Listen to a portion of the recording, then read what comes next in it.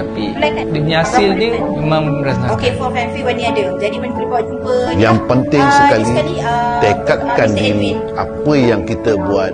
Sebab dia ada ni tau, dia ada hari-hari. apa ni, Mr. Edwin still jalankan itu vending machine punya kafe.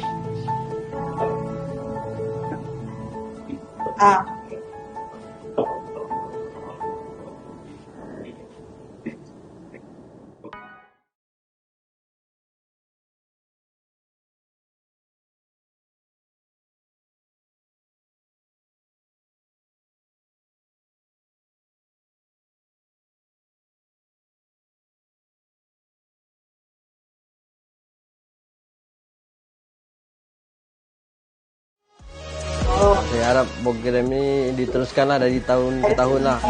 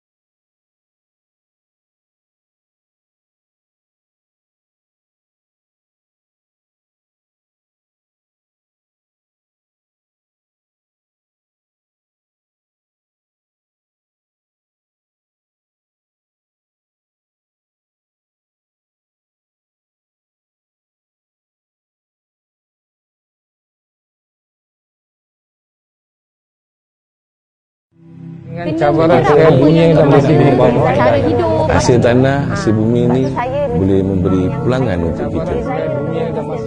pasaran ni saya tak nak di Malaysia, saya nak keluar negara. penat tu memang biasalah pada saya, tapi dia punya hasil dia memang merasakan. Yang penting sekali, tekadkan diri apa yang kita buat biar seringgit tapi hari-hari.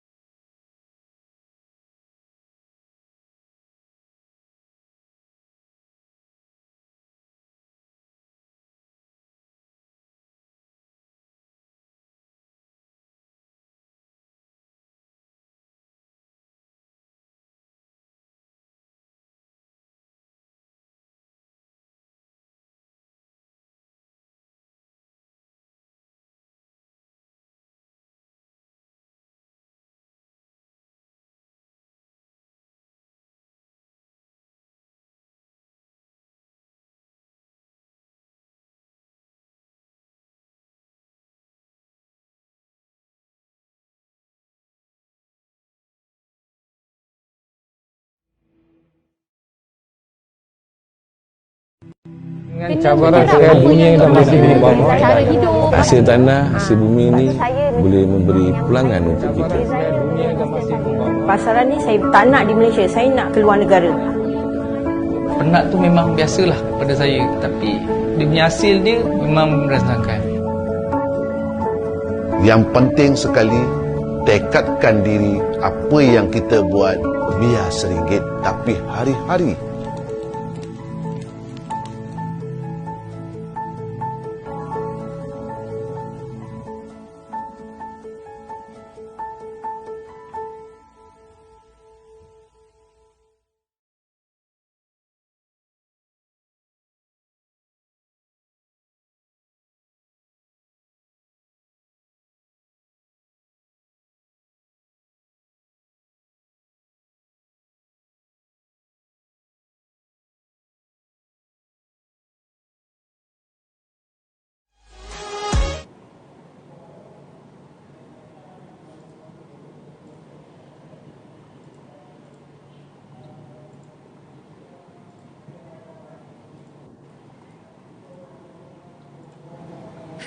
Hi, Assalamualaikum and very good afternoon to all audience in this Perkara Complex Keluang, and also entrepreneur, FB and netizen and friends out there. Yes, again, I'm 𝗓𝗪𝗧𝗏 Zaini, known as Iwan Zaini, the moderator for this Nusantara Sustainability Economy Symposium Seminar for Session 2. Okay, on behalf of the organizer, and again, I would like to extend a very warm welcome to our netizen FUN, and we appreciate you taking time of your working day schedule to join us today. And of course, we hope that you will learn a lot today from our panel sharing. So please share this FB Live with your friend, family, and don't forget to like. And if you have any questions to ask, don't hesitate to send it through the FB Live comment, and I confirm we'll read it and our panel will answer it. Okay, for this afternoon session, we will cover a topic regarding how to encourage the Nusantara Rural Area SME to adopt the digitalization in their business. There are 4 panel speaker with me, which is Mr. Sean Ling, Mrs. Liana binti Abdul Latif, Miss Mulika, and of course Mr. Edwin Low. Okay, now we go to our first panel for today, which is Mr. Sean Ling. Mr. Sean Ling is founder of digital growth agency with over 1,000 SMEs digitalized under 𝗓𝗡𝗦𝗦𝗧𝗏.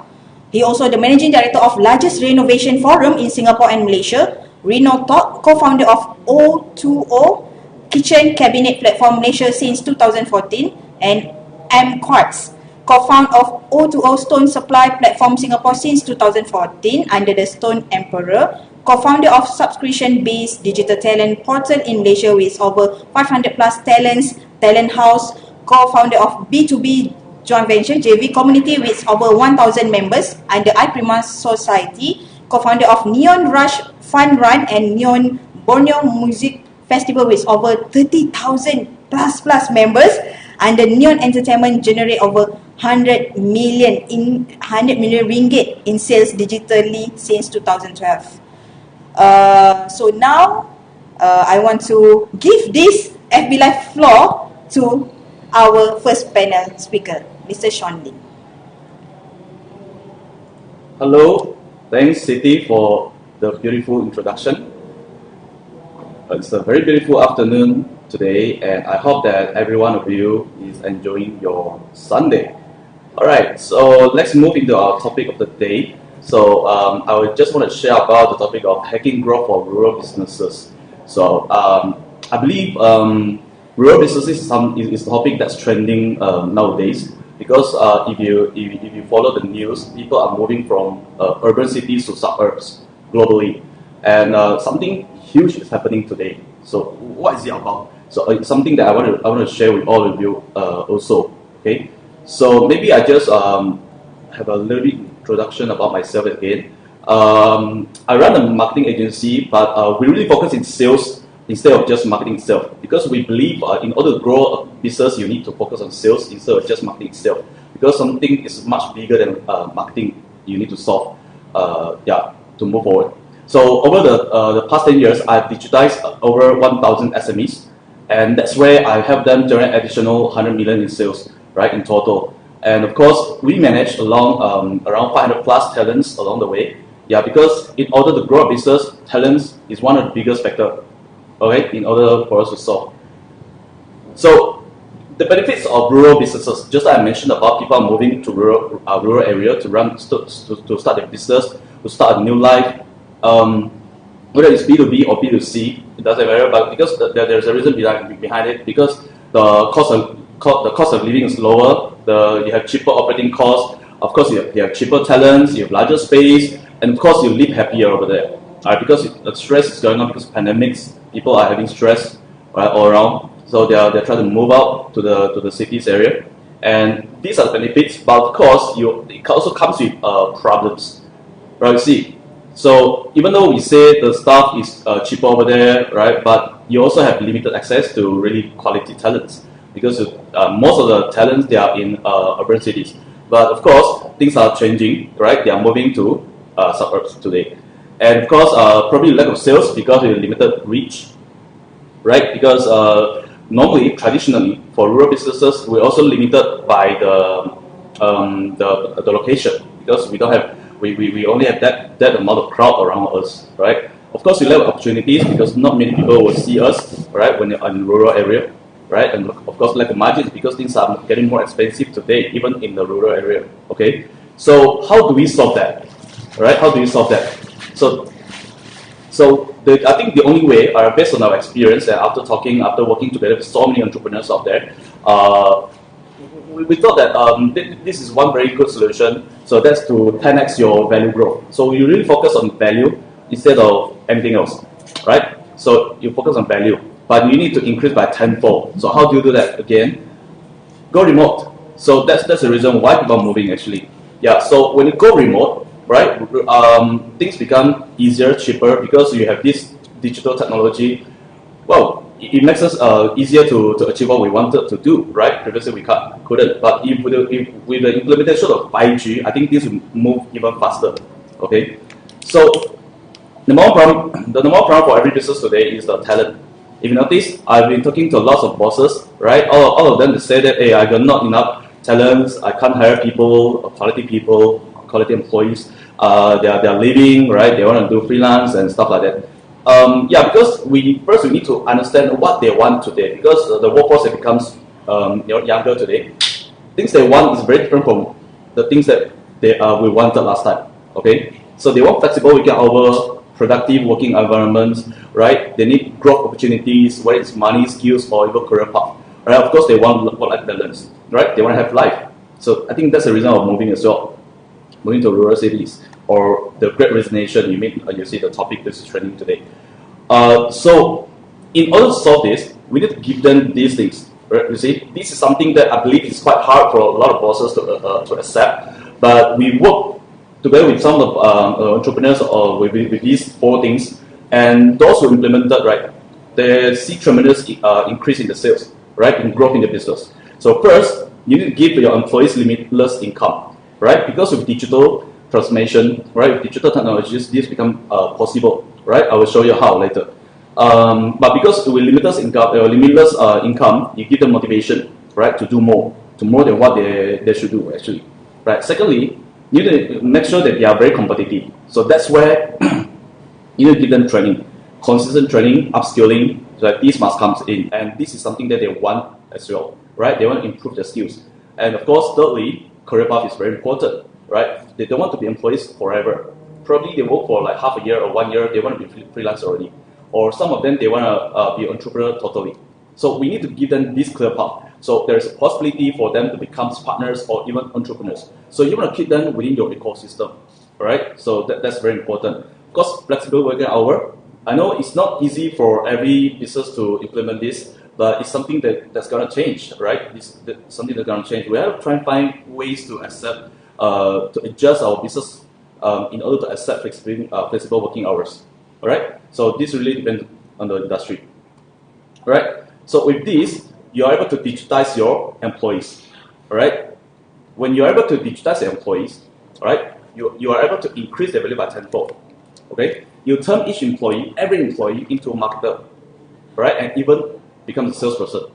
You see, so that's how we increase the value of them. So what they need to do on a daily basis, right? Because nowadays youngsters, they know how to produce digital content themselves, like TikTok videos, Reels videos, short videos. See, these videos are very important for a company, right? You can use this video to reach out to a lot of potential customers out there, 24/7, right? Limitless boundaries, right?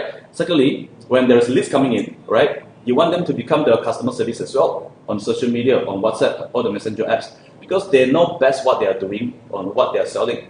So it will be much easier, right? They create the content and they answer to the queries, and of course they can do the selling, the closing, whether it's online or offline, right? They can bring the customers offline. It depends on the customer in your industry, whether it's manufacturing or warehouse or just a retailer, it doesn't matter, right? They can do the selling, closing. And of course, you give them the opportunity to work flexible, the flexible working hour or remotely, right? So with this, it doesn't matter whether if your business is in a rural area or in the cities. It doesn't matter where they are located, because you can hire talents everywhere around the world, all right? And they do produce content anywhere around the world as long as there is internet, all right? So that's how that's the first thing you need to do: digitize your employees, and you increase the value by tenfold. Okay. So next, you need to digitize your products or services, right? Because even if we are in rural area, right, it doesn't mean that we can only sell locally. Traditionally, this was a problem, right? Because we become limited by our place, our location. But now we can sell globally. Whether I'm in Klang, whether I'm in Sarawak, Miri, whichever, right? I can sell globally. So, of course, when you do that, your office space or your retail store, it becomes just a space for your inventory or content production or a space for training or for hangout. See, so now things have changed. Things really changed because the offline space, the offices, it now becomes a space for experience, correct? You need beautiful place, comfortable place to house your things or create content. Of course, over here when we say when you want to digitize your product or services, you really need to focus on producing digital content, like what I mentioned just now. You get your employees to create the digital content themselves, and of course you need marketers, designers, writers to create other content such as articles, images, and other form of videos, or even you can do live out there. So that's to create engagement and more exposure. You put them on the relevant platforms like Google, Facebook, IG, TikTok, whichever that your potential clients are. See, when you're in a rural area, it doesn't matter where you are, right? Around the world, right? You can just leverage on the right platforms, right? Reach the right audience.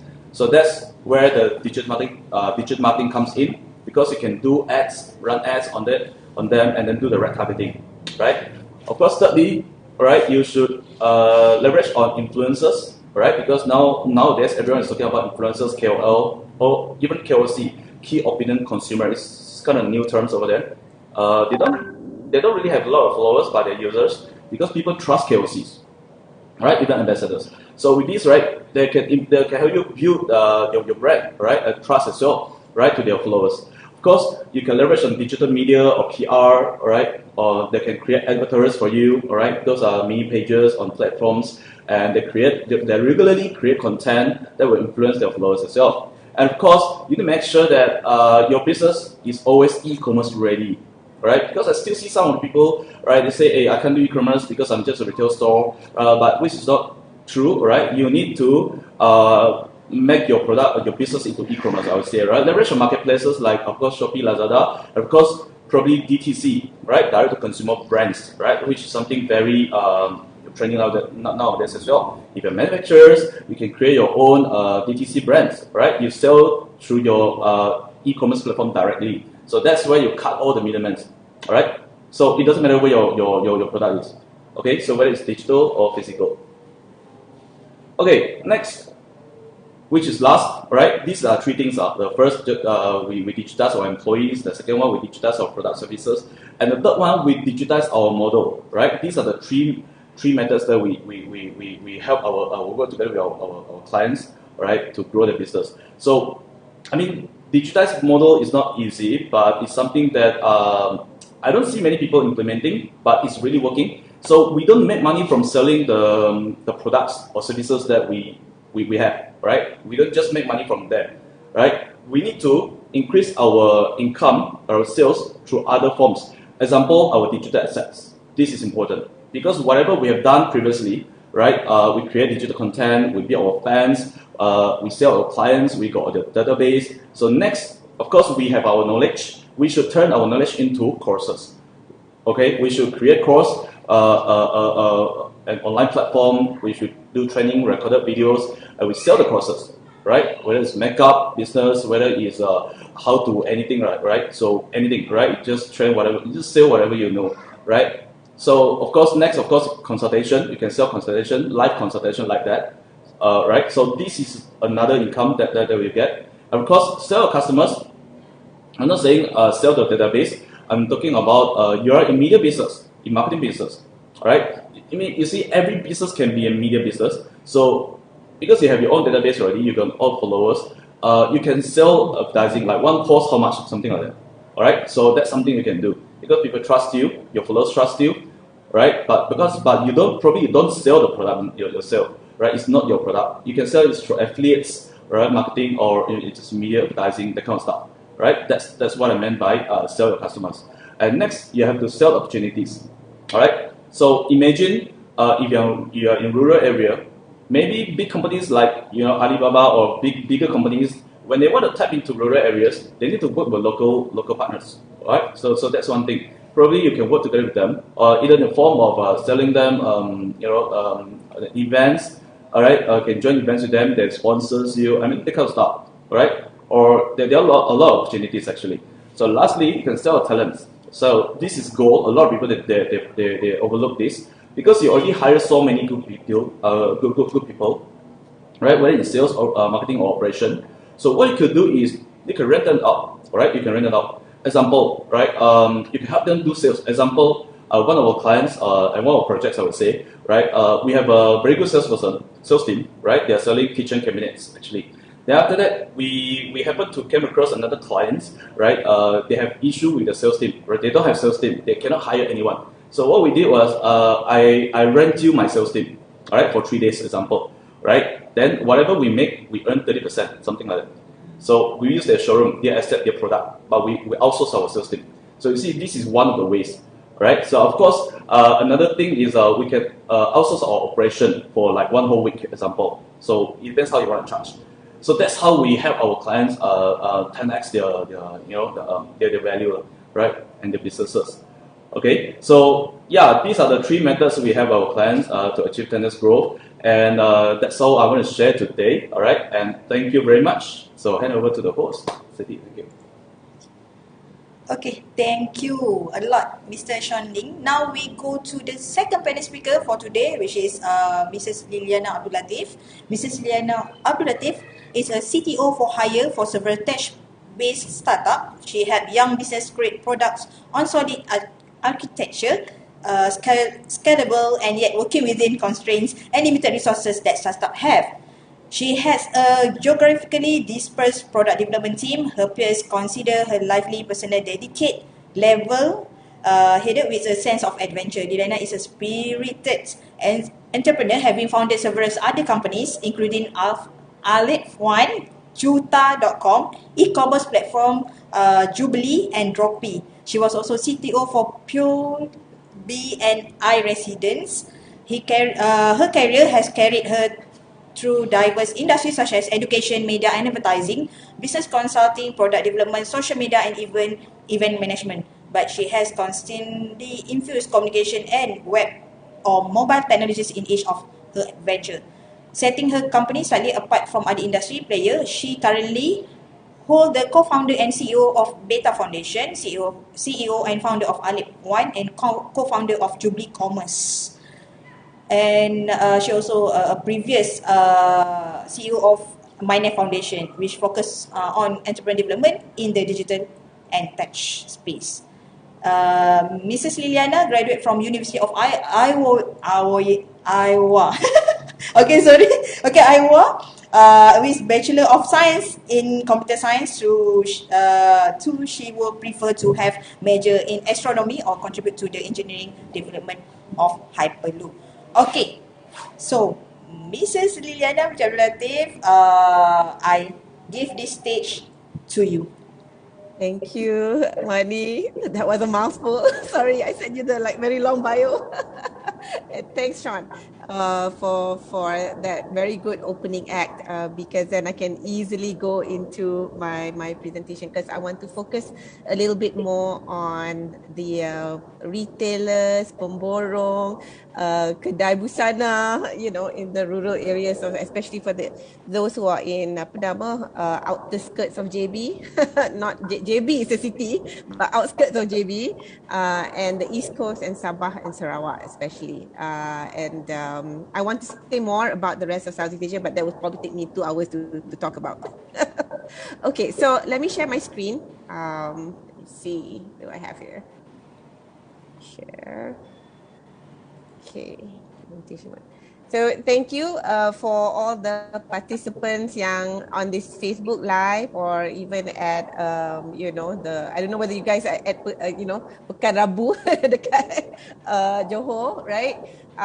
If you are, you must give yourself a clap, because you are here to learn even on a Sunday afternoon. That's a very, very good effort, and may Allah bless your effort with better rezeki. So now I want to ask, why and how Malaysian SMEs must adopt digitalization. And I've been in this business of digitalization since my very first job, way back in 1995, dengan Mimos. And that's all I've been doing, trying to get Malaysian companies to understand why digital technology is so important for you to run your business. And even 25 years after I'm in this industry, I still see this. We are so behind. And in the end, post-COVID, you can really feel the pinch when you do not have digital presence, or you do not adopt some form of digitalization dalam your everyday business. You are behind, and it's not easy for you to recover. I'm just saying that. Okay, as my mukaddimah. Now, what are we talking about here when we say talking about digital transformation in Malaysia? The value of e-commerce in Malaysia in 2020 is 896 billion ringgit, according to SME Corp. We're talking about almost $1 trillion lah. Especially during COVID, nobody could do anything. They can only shop online. That number grew 33% from 2019 to 2020. Yeah, and in 2020, I've been waiting for so long for people to be comfortable buying on the internet. Well, 91% of Malaysian internet users actually search the internet to buy things. 2020 was a very big milestone. It was very bad for the rest of the world. We all, suffered with COVID. But for digitization, we needed COVID for digitization to happen, especially in Malaysia and Southeast Asia, right? And what are we talking here? Malaysians do most of their shopping online. They prefer mobile phone, right? So if you're selling barang and you're not on some kind of mobile website, if you're not on Shopee atau Lazada, you're behind lah. Okay, you can only sell to your town or your kampung or your taman sahaja, right? And other than marketplaces, there are a lot of people who also use Facebook and Instagram to sell, right? So even if you don't know how to do a website, you can learn how to open up a Facebook page or an Instagram page. You can start selling also online, right? And the kind of stuff that Malaysians buy, they like to buy gadgets online. They like to buy fashion online. Of course, dengan Grab dan Food Panda, everybody buys their food and beverages online. And then now that the COVID is lifting, right, and travels are easier, flights and hotels are coming back. So my son was very angry. Why didn't I buy AirAsia X punya stock when it was down in 2020? For sure it will pick up again, right? Now that travel can happen. So this is according to a World Bank report. I think in 2020, rasanya ke 2021. SMEs in Malaysia masih lag behind in digital adoption according to World Bank. And if you research dekat internet, you will see that this report is quite telling lah. Okay, number one, okay, there are over 930,000 registered businesses in Malaysia. Okay, they are SME. Tapi out of these 930,000, I missed a zero there. 76.5% are sebenarnya micro businesses, small businesses. They're not even small, they're micro. And they only earn 300,000 ringgit per year and they have less than 5 employees. I'm talking to you right now, okay? And kita punya medium-sized business yang actually make more than 15 million ringgit a year, in turnover, tapi tak lebih daripada 50 juta, are only 2.3% out of that 930,000 registered businesses. So mainly the businesses in Malaysia are micro size. I come under that micro size. I'm a service company. I'm a micro. I have less than 5 people. The foundation employs less than 5 people. We make about under 500,000 ringgit a year, just the foundation. I have other businesses, but that foundation is considered a micro, right? And the pandemic has exposed the gaps in Malaysian punya private sector. You will, if you are in restaurant business or kedai runcit business, or even a small manufacturing, you are right now in shock. Demand and supply shock. Demandnya hilang masa in 2020 and 2021, and now in 2022 supply pula hilang. When you realize your small businesses is actually part of a global issue, when you are not ready with your business prediction and your scenario planning, you will face this shock. It's like, oh my God, I didn't know that this was happening. Because maybe you don't have data that captured that your sales is slumping down and your prices of goods that go into your manufacturing atau kedai, whatever, is going up. Okay, therefore your margin has become lower, right? So Malaysian, we have a high number of SME, but they actually contribute not so much pun to our main economy, right? So we employ a lot, but they're of low value. So we need to increase the value of our micro businesses and small businesses so they can be a bigger contributor to our economy. And when I say bigger contributor, maknanya when we start selling more within the country and exporting more, then the value of our Malaysian currency becomes better against the dollar, against China, against Singapore, right? So then the value of the ringgit can purchase more. So kita tak nampak, kita nampak only the problem of our shop, but actually our shop is a number of a larger scale of the Malaysian economy, and we contribute to that. Okay, let's go to the next one. Okay, kenapa tak boleh forward? Okay, so let's just go back to basic, right? So most SMEs, and businesses, kalau micro, kalau dia warung ke ataupun kedai runcit kecil ke, they got no website. Okay, they are not present on Google Map or Waze, right? So if I said I want to find kedai runcit XYZ dekat Batu Pahat, takkan keluarnya dekat Waze tu unless you have registered it or somebody help register for you, right? And there are no explanation about what you do.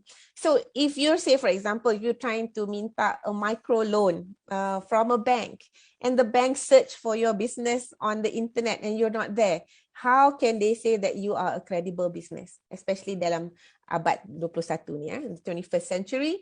If you don't have a website, you must not be real. You must be some kind of a spam site or fishy business, a scam business. Okay, so you need to have that. I'll give you an example. So one of my works with a startup called 𝗏𝗨𝗦𝗏𝗧𝗔𝗥 is to help strategize their business, and their business is pemborong online, right? And they have partners all around Malaysia, and they want to partner more. So what we did was we did a map. Okay, where are all the Maidins in Malaysia? Where are all the Econ Safe, Giant, Hero Market, and where are all the pemborong that declare themselves? And you can see, based on this in Malaysia, it focuses more on the cities and the towns. That's not enough. When we did Google search, we even put pemborong di Sabah, pemborong di Sarawak. No names come out. And this is what we are pinning, So we want to encourage, our businesses in Sabah, Sarawak, Kuching, Brunei, the major towns, at least make yourself present on Google so that we can find you. Because when I am 𝗏𝗨𝗦𝗏𝗏 and I want to sell on behalf of you on our platform, we need to find you first. Can I call you? Can I email you? So that we can develop a partnership. Okay. And the same goes for example of startups. Malaysians have a lot of startups. We produce a lot of startups. We produce a lot of startups that run to Singapore and Indonesia. We're very good at starting new businesses. But we also realize within Malaysia, the startup business is too concentrated in just 3 major towns, Kuala Lumpur, Klang Valley, JB, and Penang. Everywhere else, 0. So we need to do more, because then we realize the startups are too concentrated on city issues and big city issues, and not issues that are more relevant to the East Coast, to the Sabah Sarawak. We're not answering the needs of education gaps in Kelantan, in Mukah, Sarawak, and smaller towns. So about medical issues, crime issues, right? That require apps, that require connectivity, tak ada. And although we blame that, these people do not have internet connection, that's not true. Everybody has a mobile phone, even if you're in Mukah. So that's something that we need to work on also, to get more Malaysian tech businesses to also focus on rural issues. Okay. Now, this is for you. How do you adopt digital in your business if you've never done so, right? These are studies done all over the world. There's so many what they call a digital maturity model, or or the phases of digital adoption, right? It normally starts, way back in 1990s and 2000, is digitize your document. That's what I was doing for a lot of government agency. Tukarkan borang kepada paper, online paper, online forms, so no more filing cabinets, but they're all digitized, right? And once you have done all these forms online, then you can organize the content into categories, right? And once you have organized this content, then you can automate certain things, tak payah orang buat. The computer can do it for you, right? And then when you go to that next stage, you realize, not just my department, that other department need the same thing. I need information from another, from another business or from another organization. How can I integrate? And when all of that happens, then you are in that final phase of digital adoption, where we call, you can actually transform your business so that it goes on to what we call the 21st century modern business, where we know how to predict the amount of telur that you will need in your restaurant, and the amount of toge that you can buy, and next week how much is that price of that toge, right? So that is how we should be looking at the business. I want to focus for everyone here today just on the first three parts, right? Malaysians are still far behind, I think, in terms of streamlining and transforming processes. Maybe the big guys, Petronas, Johor Corp, they can talk about that. But here I'm talking about the everyday business in the town, kan? How do we digitize our business? Macam mana kita nak organize content and automate the process? I'll give you an example of a simple restaurant and cafe lah. You look around you, do you have an online ordering system such that Grab, Panda ataupun apa-apa local delivery that your customer boleh order from you? You can be a nasi kandar place or a nasi goreng place, but if I go to Lisbon, dia punya kedai, dia punya what do you call it, warung pun has an online ordering system. Okay. They just take from their mobile phone when they receive the order. Number two, do you have a point of sale system, cash register? Dulu kan ada box, mesin besi tu kan. Now you can do this POS system online juga on your phone. Do you have a loyalty app? Now, a loyalty app is actually an app for you to recognize siapa yang datang to your restaurant. Are they from out of town? Are they local? How often do they come? If they come 3-4 kali seminggu, you should give them some kind of discount lah, because they're your loyal customer, right? And they will tell more about your business, right? The other one is, if you're a cafe, sekarang ni ada banyak POS system yang link sekali dengan your online inventory. Jadi, for example, if you make pasta, right? You buy pasta maybe 10 kilo satu minggu, right? But you only use maybe 2 to 3 grams of that pasta for one dish. Now, with this kind of POS system, you can actually knock off juga. Every time you jual that one dish, dia akan take out daripada 10 kilo tu 2-3 gram. Jadi, bila dia dah low stock, it can automatically order from your favorite pemborong. Jadi, you tak payah fikir macam mana nak call and what not. Tahu-tahu benda tu datang saja. Okay? That is being done in the cities. I think it needs to be done in the rural area also. Right? So why do you need to do this? Okay, number one, very easy for you to track daily sales. Tak payahlah ada one girl doing accounting all day long. Duit masuk, duit keluar berapa tiap-tiap hari, right? Because you know you can track it automatically. You can integrate with your accounting system. When you have an accounting system, you boleh hantar audit tiap-tiap tahun. You are what the banks call bankable. That you have a track record of your business. Therefore, I can give you loan, right? For you to expand your business.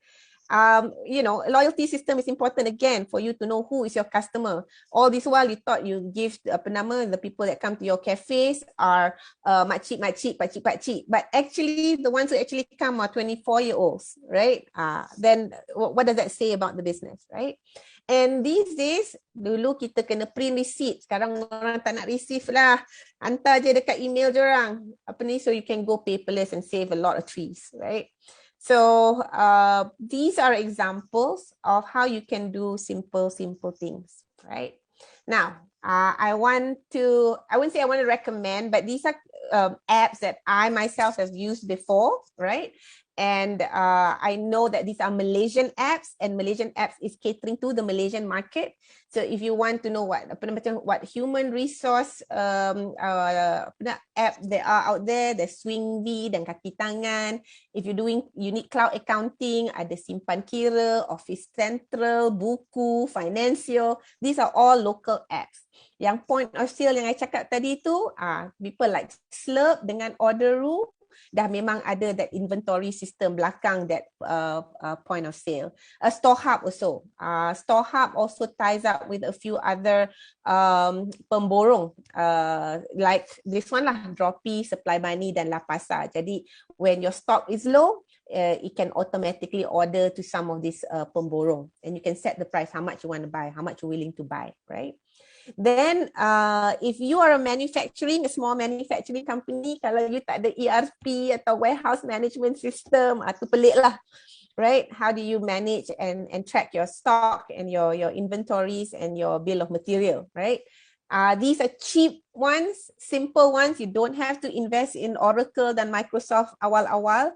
You may not have the money for it. Then you could look at some of these locally made ERP like WYSIWYG, Wavelet, AC2 Wave. AC2 Wave ni terrornya Mydin pun pakai jorang.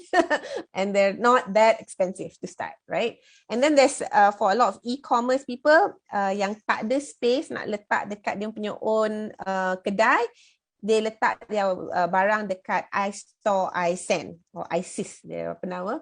They help you to fulfill your business. Fulfill your penghantaran. Okay? So these are some examples out there. Now, if you haven't done this before, my last advice.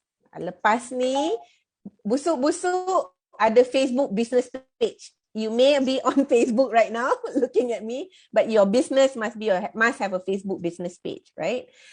You should have an Instagram profile juga of your business. Kalau you tak menjual barang, you jual service, then your business should also be on LinkedIn. LinkedIn focus more on service related businesses. If you masih dalam guna kedai xyz@gmail.com, considerlah beli kedai xyz.my, then you can have your name at kedai xyz.my, kan? So buy your company domain and make a website. Sekarang ni senang sangat nak buat website lawa-lawa, not like what I had to do 20-25 years ago. The other one, whenever you start a business or you have a business now and you haven't done this, go and register at Google Business Profile. Dia punya interface tu lain sikit, dia tulis Google My Business. Then there you can say what time you open, what time you close, where are you on Google Map. Because sekarang ni bila you notice tak, bila you search nama company XYZ Sdn Bhd, keluar. Kalau tak keluar tu like kenapa dia tak keluar? Betul ke company ni, right? So you should try to do that. Register your business and on Google. And I think because Google bought over Waze, right? When you pin your kedai or your office on Google My Business, it will also appear on Waze, right? And finally, if you are the, jalan-jalan cari makan you targeting people who come to your town, visitors lah, especially if you're in Batu Pahat ke, Mersing ke, orang tak tahu that place but they want to go to Desaru, right? Tell them lah, you ada mi udang yang sedap. So alang-alang diorang tengah cari dekat Waze tu, keluar your ad, mi udang Mersing, must come, right? So these are the kind of ways where you must learn your customer pakai apa, what apps are they on, and can you capture their attention to come to your kedai and your restaurants and your boutiques, whatever, in rural Malaysia. Okay, that's all I have to say. If you need more help, you can always email me at liliana@betafoundation.org. I like to help people to navigate the latest technology. No question is silly or stupid. Just ask me and I will try to help, because that's what I do. My foundation help a lot of people figure out what technology suits their business most. Okay, thank you. I will stop my share. Okay, thank you, Mrs. Biasa I call her Kak Liliana. Lily lah. Kak Liliana, okay. So I already known Kak Liliana about what? Nearly 6 years ago.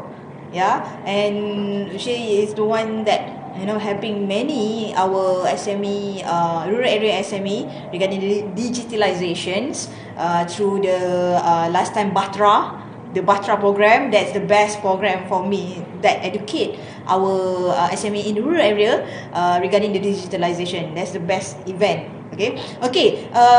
Audience, either in Pekan Rabu Keluang or in our FB page,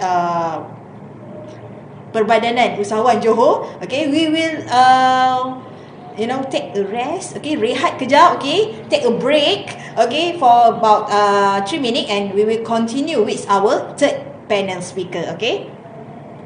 Dengan cabaran sekali dunia yang masih membawa hasil tanah, hasil bumi ini boleh memberi pulangan untuk kita.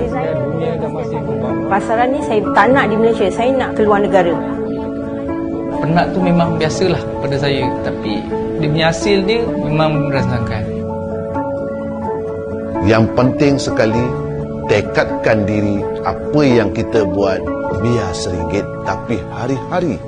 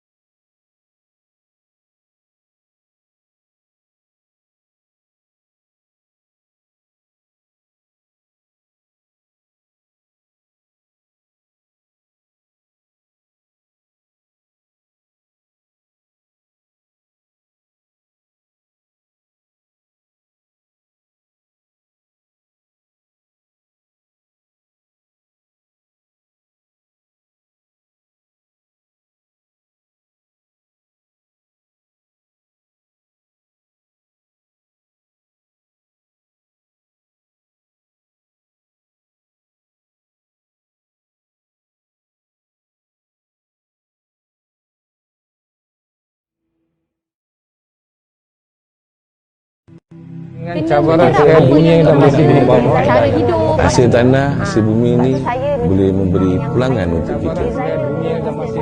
Pasaran ni saya tak nak di Malaysia, saya nak keluar negara. Penat tu memang biasalah pada saya, tapi dia punya hasil dia memang merasakan.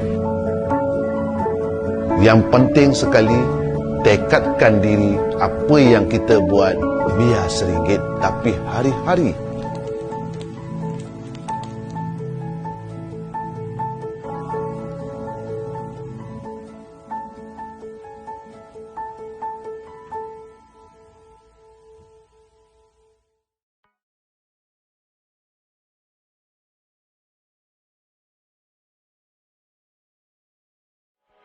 Terima kasih kepada PUJB. Terima kasih kepada pihak PUJB. Terima kasih kepada pihak. Hi guys, we are come back. Okay, kita datang balik. Kita kembali semula. Okay, with our session for this afternoon.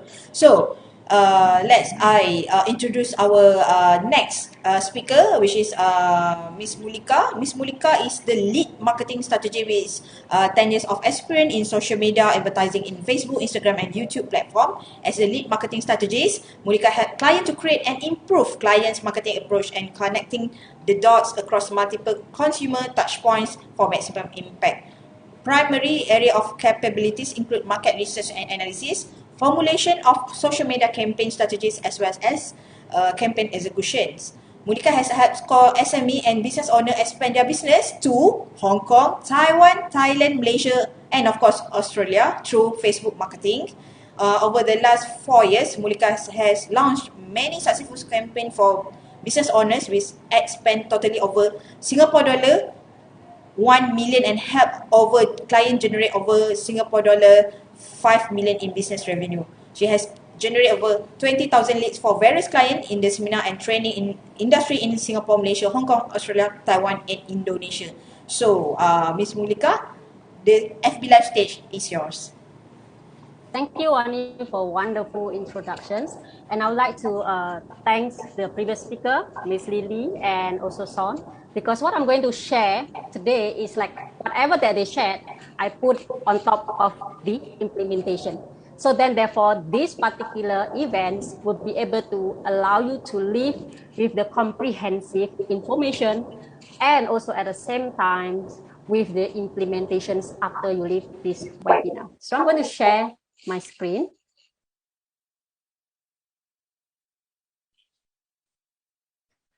So in this topic, what I'm going to share with you is on how to generate leads. Leads means customers, right?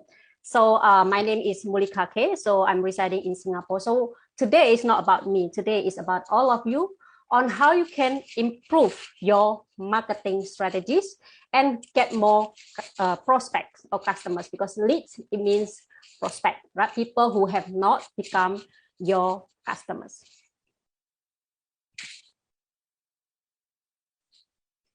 So before we want to start, why is social media marketing or why is digital marketing? If you look at the graph here, you notice that the blue and the orange, right? The orange is actually a marketing that is using social media marketing.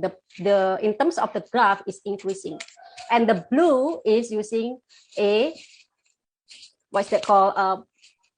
Traditional marketing. So we know that as of 2021, the social media marketing has improved tremendously, especially after the COVID. A lot of people, they use social media to buy things, right?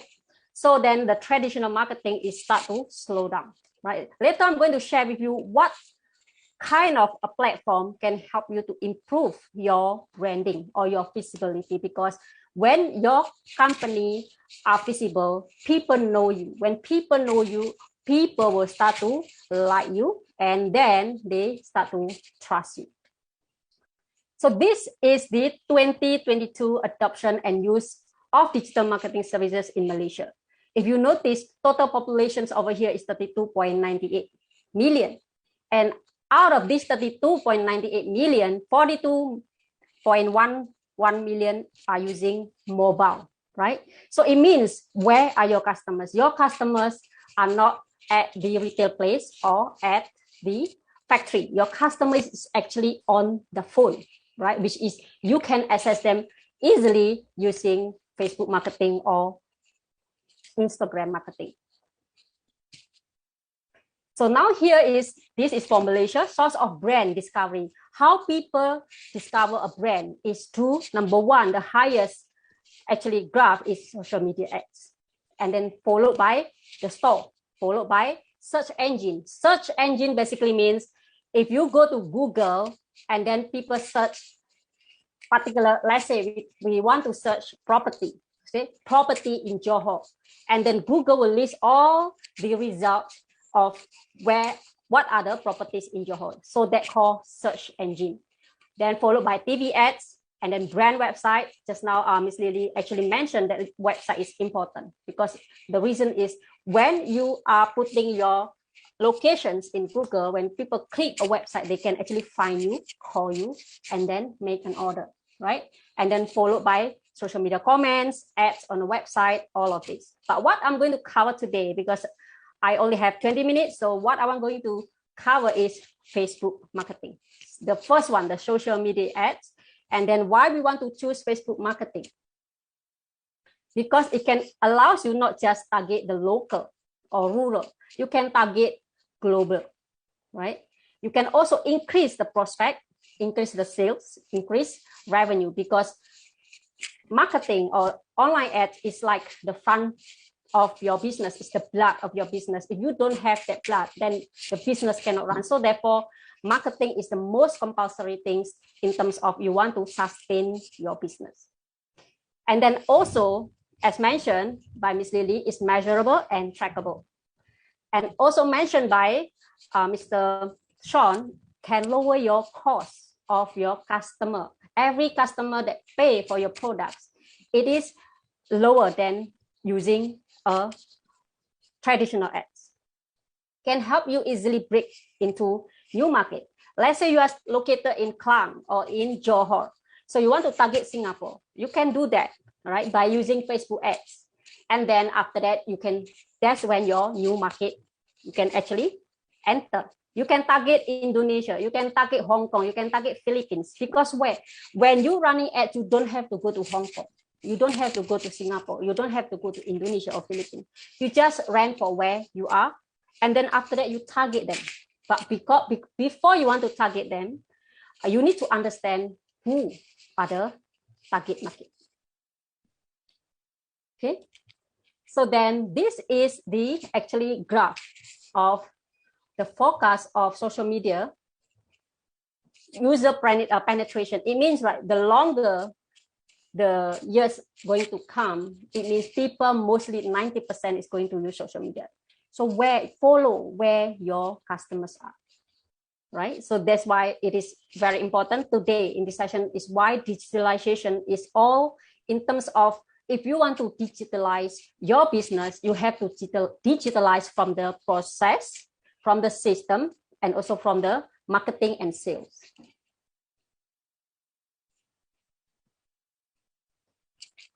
Okay, so the reason why social media, there are many, right? There are YouTube, WhatsApp, Facebook, Instagram, and Twitter. But why we want to choose Facebook? Because the statistic has shown that Facebook is the number 3, and it's easy to actually execute if you want to market on Facebook. While it's YouTube, you have to have a video, right? You have to shoot a video of your products or of yourself before you want to advertise in YouTube. So for this session, I want to share with you on how you can advertise, meaning you can pay Facebook to target the audience that can buy your products or service. So here is the roadmap that I use to help my clients to actually 10x their revenue. Okay, so the first thing is we want to talk about traffic. Traffic is very important. Traffic is if you are in the city, that is where a lot of traffic. But when you are in the rural, there is no traffic. But in Facebook, it does not matter whether you are in rural or in the city, because why? You can go and look for them directly. There is a system in Facebook where you can target exactly which state of Malaysia and within how many diameter of where your store is. So then, therefore, that is not become a challenge for you because you already able to target the person directly. Later, I will share with you first how you can identify your customer before you want to spend a lot of money or before you want to spend money on Facebook, right? So over here, like what Miss Lily has mentioned, that website is very important because when you have a website, you can collect prospect, you can collect a database. Database is the money, where the money is. Because when you have a lot of database in the form of phone numbers, in the form of email, these are the people that you can always send them emails or messages to let them know that you have a product launch, right? You are launching a discount or you are launching a seasonal discount. So these are the required in a business database is really crucial, right? And then the next thing is you need to think of what do you wish to give that is of value in order for them in exchange of that email, WhatsApp, or name with the things that you are going to give, right? So in my way of helping my clients, I always ask my clients to have a webinar because webinar, 2 hours webinar allows people to know the trainers, to know you, So because when they don't know you, they cannot part their money with you, right? Because when they know you, oh, this person is credible, this person is knowledgeable, and this person has the solutions that I'm looking for. Therefore, I'm willing to pay thousands of dollars in order for me to learn and to buy from this person. So then that we call it lead magnet. What is it that you are willing to give as of value, and the person don't think so much that they want to give you their email, name, and WhatsApp, right?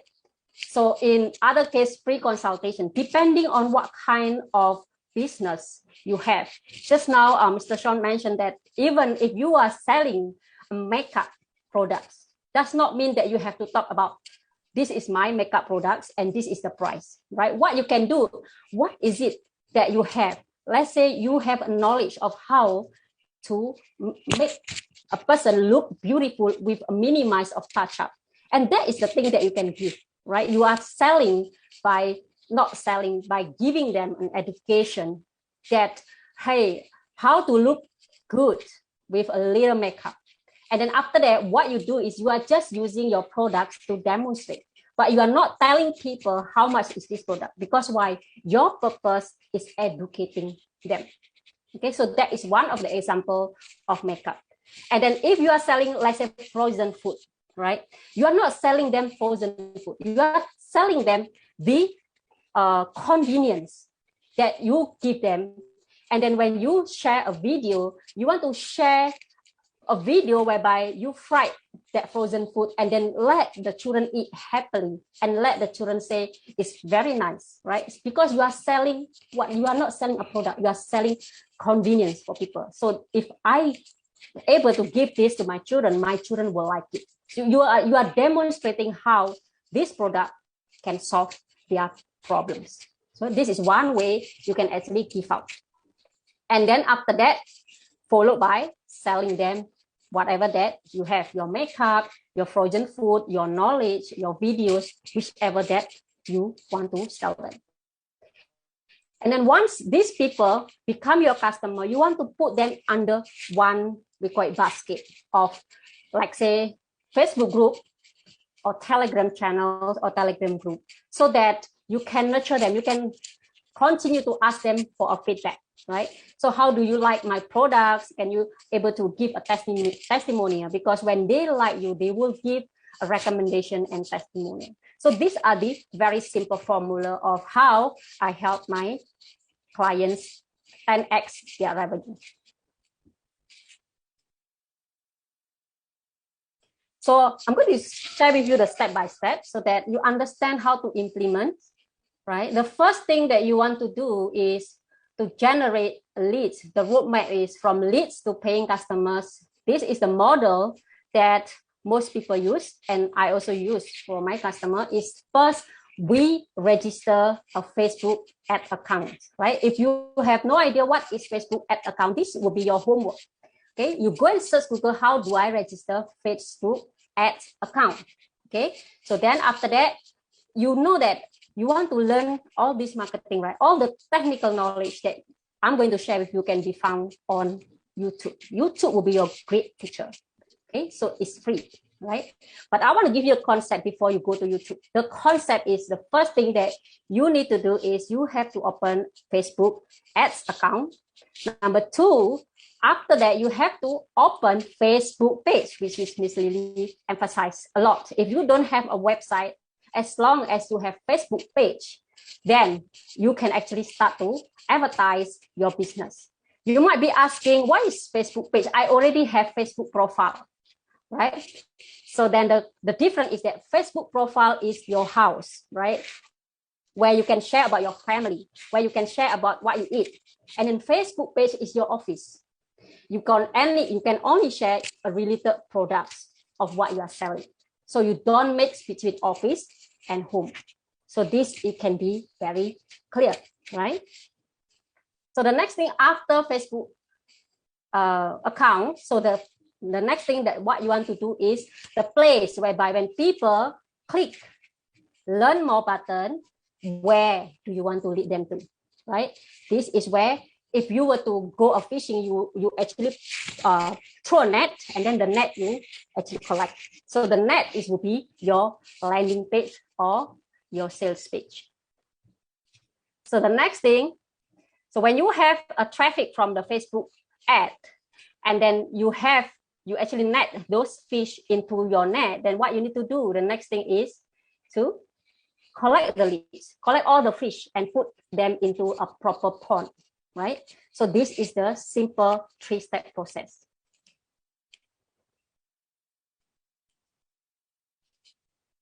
So then what is the pond used for? The pond used to educate your customers.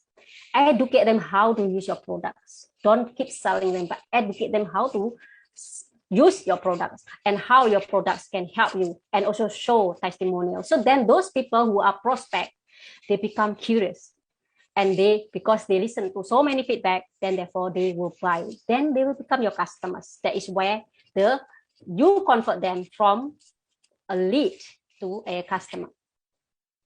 So then you might be wondering, how do I know if what is it look like in terms of Facebook ad? If you ever go and scroll Facebook, I believe most of you have Facebook. So Facebook ad will look like this. There is word sponsored on the top of the page, and this is called a page, right? This one cannot use profile. You must use Facebook page. That's why I say Facebook page is compulsory. And then after that, what happened is that when you click download, then that is where it goes to a website. A website basically means a place whereby they can pass you their name, their phone numbers, and their email address. And in exchange for the valuable offer or gift that you have for them. So this is a website, right? A website that is meant to actually get people fill in their details. The website not necessarily have to be a lot of words, but it's just that words that what you are promised to give them, right? This is called landing page or sales page, right? So landing page and sales page is similar. So then after that, what happened? Where do you store the leads? Where do you put the fish, right? In this case, you store the fish or the leads in the called CRM, right? CRM is a place whereby you can keep the email and phone number, so that when you have promotions, you can just send those people who are in your list to actually send out. Can be 1,000, 2,000. You cannot be sending them one by one. You need to use a system, right? A system called CRM, right? So where all your leads are stored, okay? So these are called leads. And then what is the real life of example of Facebook ads, right? Where to find them? So just now I did mention, you look for the post that has the word sponsored. Okay, from this moment onwards, what you want to do, you keep looking those posts that has sponsored. You don't look for your friends, but you are looking for those people who has a sponsor. Because why? These people pay Facebook to actually get leads. So your homework will be look for Facebook posts that has sponsored, and then go through step by step, click their ads, and then you understand what they write, right? What they write and how the leads go into. So when you understand a real life case study, then you understand next time when you want to run an ad, then you have the ideas or concept. Because most people, they just pay money and then they don't understand how this work, right? So like what I say, go into the Facebook newsfeed and then look for real life example. So now I want to share with you a little bit. I hope I'm not extending my time. I want to share with you the understanding universal purpose of marketing, right? Understand just what is it? What is the reason why do I need to market? Because if you understand the psychology of marketing, then therefore you can always look for ways to how can I market your product. It's not about what kind of product I want to make, right? You need to look who are the people needed my products, and that is where your question about who are your key target customers. Okay, so marketing is help folks to realize that your products or service can solve your problems. can remove their pains and give them something they desire. These are the main purpose of marketing. So if your products have any of these, solving problems, remove pains, or give them something they desire, then you understand how to write, because why? You understand their pain, you understand their problems, you understand their desire, so that when you write in terms of your marketing, you will be able to relate to your customers. So marketing fulfills the role of letting your target audience have awareness, right? When you are marketing your products, people know who you are. The first thing that you must do is to create awareness. Why big companies spend billions of dollars in marketing? Because of, for one reason, awareness, right? Because when awareness comes, the branding will start to rise. So marketing helps to match-make the solutions with the correct target audience. So this is the basic universal purpose of marketing. It's important to know who is your target audience. Okay, so this is something that you may want to, after this today, you may want to go home and start to write again. What is the purpose of you doing the business and who you want to serve? Because that clarity will give you a lot of more in terms of creation of your products, or in terms of your clarity will give you better understanding of who you want to target, whether they have the ability to buy or not, whether your product is a painkiller or your product is a candy, right? If you are having a product that is a painkiller, people will look for you, because why? Your product can solve their problems. But if you are having a product that only can serve the desire, then this become not compulsory, right? So having the understanding, it is very important. So first, if you want to understand your persona or avatar means your ideal clients who are willing to pay you, right? First, understand where are they located, what are the age, who are they? Are they female or are they male? Interest, what kind of interest, who they follow, what influencer they follow, because you need to target their influencer. And then what is their educational level? And then what is the job title? Because educational level and job title will determine whether they can buy your products or not, right? So this is the example of the knowing your avatar, the background, motivation, pain points, and strategy. Why is this important? Because it is important so that you can plan your marketing, right? You can have strategy for your marketing. Determining your customer income level as well. Relationship, if you are selling flower, right? So then therefore it is important to know who are your target customers. Your target customers, is it people who wants to celebrate Valentine's, right? So then therefore during the Valentine's, then you can actually have a package to actually sell the packages as a Valentine's package. Language is also important. Favorite website is also important, right? So all of these, buying motivation and pains and desire, these are knowing your customers will be able to help you increase your success. 80% increase your success when you know your customers. Okay. So then this is another I have.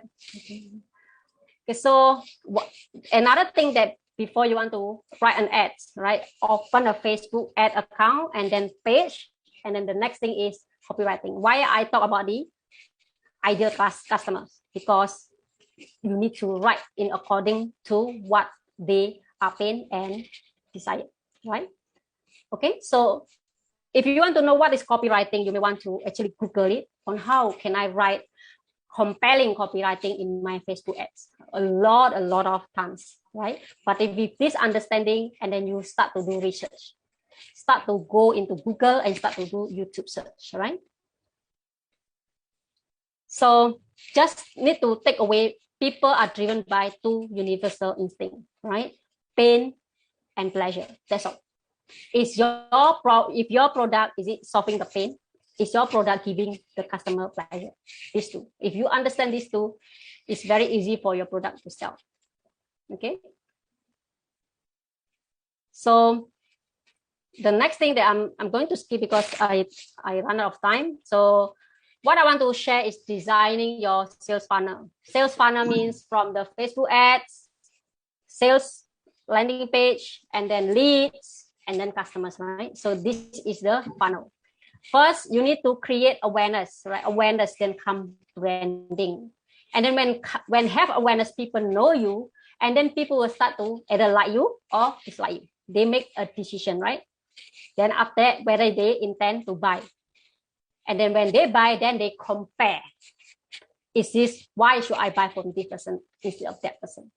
Right? So this is the funnel, the process. The first thing that you need to do, you need to create a lot of videos for awareness by educating your prospects. Okay, so this very important. So just master one thing, awareness at a time, and then followed by how to get them the interest. Because when you understand the key of awareness, easy for you to know the interest. Because when you know that, oh, a lot of people like and dislike, then you'll be able to adjust your strategy. Okay, so I'm going to summarize: Facebook ad, landing page, traffic and leads, conversion funnel, which is the one that I'm sharing, the awareness, interest, consideration, evaluation. And then conversion funnel is basically means when you have their phone numbers, what you need to do. You need to call them, or you have to meet one by one, face-to-face, or through webinar or SMS. These are the sales process. Okay, sales process is how do you close your customers, because usually people don't buy online unless they speak to you, right? Therefore, having a conversion funnel, it is pretty important. That is where your money, right? Awareness is one thing, but conversion funnel, it is the most crucial because conversion funnel gives you the cash. Okay. Put it all together: awareness, consideration, and conversion. So these three systems create awareness, create people to think of why they should buy from you, and convert them into cash. And then once you convert them, your job is to put them into nurturing system, which is Facebook group or Telegram group, and then create a loyalty. Those people who buy from you more than 3 times, 4 times, give them a discount. And this loyalty, it will be very good if you have your own apps whereby you can create tracking, right? Track how many people buy from you. And then if you know that this person buy from you 10 times, then you may want to upgrade their membership. So that is where the loyalty come in, because when people loyal to you, they will refer to you. That is advocacy. Okay. So summarize: converting leads into actual sales. This is the one that I mentioned. Conversion, phone calls, face-to-face appointments, webinars, SMS or WhatsApp, right? Engage your visitors, convert the visitors into leads, and nurture the leads into customers. So that is all for today from my side. Thank you so much. Thank you, Ms. Pulika. Okay, thank you, Ms. Pulika, for the fruitful sharing for today. Siap ada step by step, so I hope that our viewer, our FB viewer, and also our netizen, and maybe our audience at the Pekan Rabu Complex can learn something, and actually they on the spot can apply it, right? Okay, we go to our final speaker for this afternoon, which is Mr. Edwin Loh. Is a serial entrepreneur and marketeer with 25 years experience in a wide variety of industry like AI, artificial intelligence, food and beverage, fashion, advertising, e-commerce, education and logistics. Edwin is currently CEO and co-founder of the Express Train, not the train kereta api, trainer, okay? A venture, is also a venture builder, Koto Association, an AI-driven platform for upskilling, job placement and financial inclusions, Nanoba, an IoT vending box or vending machines, and Imagine AI Neighborhood, a solution provider for AI vision, automation and robotics. Edwin's early years were in Selangor. He subsequently received his education in National University of Singapore, where as president of his faculty, he ran a multitude of projects and student activity. He believed in an active lifestyle and is passionate about sports, travel and films. So, Mr. Edwin, this FB Live stage is yours. Thank you so much for the warm introduction, Wani. All right.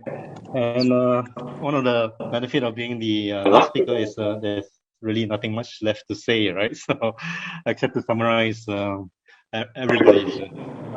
But yeah, thank you so much for Sean, Liana, and Malika for giving a very insightful as well as engaging presentation. And just a little bit more, and I mean, this is by coincidence, right? I think Sean focused more on sales and closing, generating revenue, 10x. Liana was talking more or focusing more on how SME, especially in rural areas, can transform digitally, right? And perhaps closing the gap between rural SMEs as well as city SMEs. And then Malika came in to steer the conversation towards more on marketing and branding and the sales funneling, basically prior to Sean's sales, right? So it's quite interesting flow that we are having today by coincidence. So maybe from my side, I would like to focus more on the venture building and share maybe a little bit more on what venture building actually is, right? I can't seem to share. Yeah, there you go. So we run a company called the Express Train, and like Wani said, there is a choo-choo train, but not really a choo-choo train. So, and what we do is we help individuals and businesses to build, launch, and grow their products and ideas. And maybe after today, or definitely after today, I think the grow part we will pass it on to Sean and Malika, right? So that's the grow part, right? Sales and marketing and branding. Yeah. So, but the difference is this. I think maybe for today's conversation in terms of digital adoption, especially for SME, rural SMEs, right? The previous three speakers maybe were focusing more on the or presenting on the what is digitalization and also how to digitalize, right? In terms of adopting various kind of digital technologies or platforms adoption or for example, Facebook sales and funneling. Over here at the Express Train, we are working with entrepreneurs to try to understand the why, all right? And to be very honest is that not every entrepreneur want to digitize, right? Or want to evolve or want to transform, right?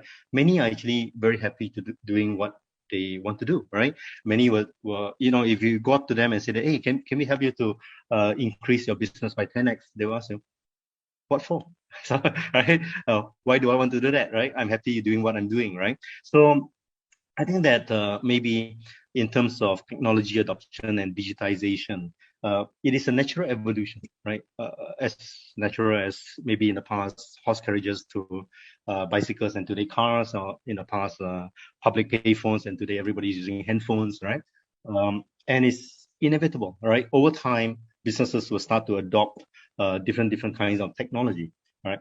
So why entrepreneurs and businesses and SMEs do not want to transform or stay the way they are for a variety of reasons. It could be due to the lack of knowledge or skills or information. It could be due to financial resources, or maybe the fear that these technologies are expensive. Maybe it could be due to poor internet connectivity or Wi-Fi connection in some of the rural areas. All right, or it could be due to just lack of interest, right? Like what for, right? So what the Express Train is really we are trying to connect the different areas of definitely Malaysia, but if we can extend it to Nusantara or even Southeast Asia, where we are connecting the different innovation hubs together. And what we realize is that you know, there are many entrepreneurs in different areas doing similar things. For example, we have food delivery apps in Johor, we have food delivery apps in definitely Jakarta, right? And we have food delivery apps in Bangkok, right? Sometimes we may not need to reinvent the wheel, right? Why do entrepreneurs have to do everything from scratch? Sometimes maybe it's just really connecting all the different hubs and sharing the knowledge, let's say the lack of knowledge and information, sharing knowledge to different businesses and see, how they can maybe learn from what other people are doing in other places. All right, that's one way. All right. And then over here in the express train, what we would like to develop, of course, is also the sharing of the knowledge and information about innovation, about business transformation. So that's why we have this ecosystem where we have a upskilling model on the right hand side called 𝗏𝗏𝗏𝗏𝗏𝗏𝗏𝗏𝗏 stands for No One Teach One, where if someone knows a particular way of doing something, for example, Facebook marketing, all right, we can share it with other businesses and other people, and that's where the perpetuation of knowledge goes, right? And people learn something new. Of course, when you learn something new, entrepreneurship is not for everyone, right? Some people may want to go into entrepreneurship, and some people may say that, okay, maybe I can put this newfound skill into employment, and maybe they can get better jobs, all right? They can get better paying jobs, so to speak, right? So that's where the ecosystem comes in, where we start with knowledge sharing. All right, we call it human capital development, letting people, especially in the rural areas, reaching out to communities in rural areas about simple technologies, digital adoption. All right, can be as simple as, for example, internet, or using the mobile, like what Molika is saying, that today internet is actually mobile, right? It could be coding, for example, programming, all right? And that's where the funneling goes to, where they can then learn something new. And today's education, maybe rural areas especially, could, due to either inequity or inequitability, right? They may not have certain access to education, or they may not have the opportunities to go to university. But no, that's the beauty of today's world, is that you don't need to go to university to learn something new, right? And all you have to do is to equip yourself with certain skills, like marketing skills or graphic design, and then you can put that into practice, all right? And of course, you can be employed. And like what Liana said earlier, you can be then financially included, because many individuals and many small businesses, micro businesses, especially in rural areas, non-bankable, especially in the Southeast Asian region, right? So that's a kind of a ecosystem that we're working towards, whereby if you can put together, regional innovation hubs or education hubs, or international, so to speak.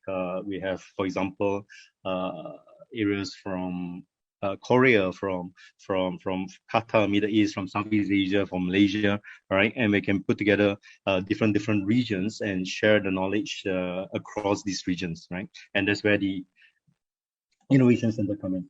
Now, in terms of venture building, what the Express Train does is that we work then with entrepreneurs or business owners, or even anyone who have any ideas, who wish to build their business, or to grow their business, or to launch their business, is where then we work together with them to put in place some kind of digital technology to help them build, launch, and grow their products and ideas. All right. And again, not everyone wants to do that, right? But so far, we've been working with some of these companies, and I think our perspective when we work with them is that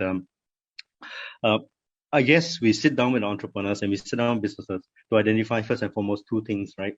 Number one is that, is there a particular problem statement, or is there a particular pain point that their idea or solution is solving? For example, Nanobound was a very interesting startup that was founded just at the beginning of the pandemic.